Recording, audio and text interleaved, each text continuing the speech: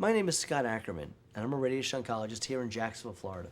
And in my practice of radiation oncology, I see all sorts of cancers, and I see a lot of gynecologic cancers, both uterine cancer and cervical cancer. So uterine cancer is cancer of the womb, of the uterus. We also call it endometrial cancer.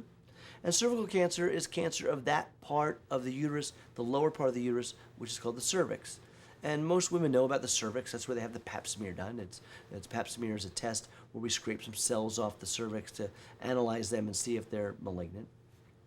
But when women come to me with these gynecologic malignancies, the first thing we want to know, the first thing they ask me, is how extensive is the cancer? Has it spread to any other parts of my body? Do I have any other cancers?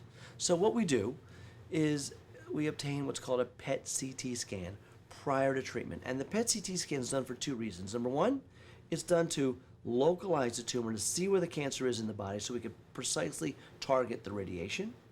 And number two, to ascertain whether there's any other cancer cells anywhere else in the body that may have spread from the gynecologic malignancy, or maybe it's a second cancer that a woman might have elsewhere in her body.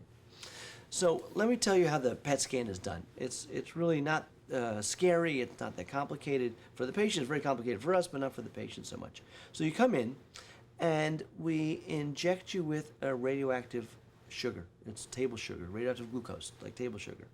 You sit for about an hour, and that sugar goes throughout the body. And the sugar accumulates in areas of the body where there's a high metabolic rate.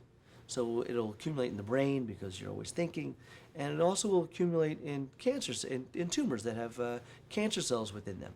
So it's a PET CT scan. So the PET is positron emission tomography. That's where we use this radioactive sugar. And the CT is just short for CAT scan.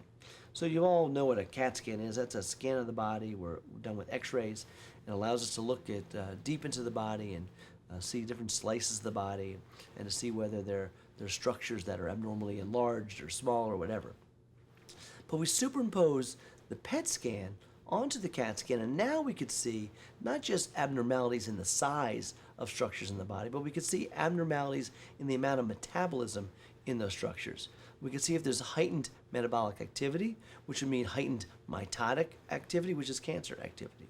And so we use this PET scan to very carefully and precisely target our radiation and very carefully and precisely evaluate extent of cancer throughout the body. For more information on this type of cancer or any other cancers, please call Dr. Scot Ackerman at First Coast Oncology, 904-880-5522, or visit us on the web at www.firstcoastoncology.com.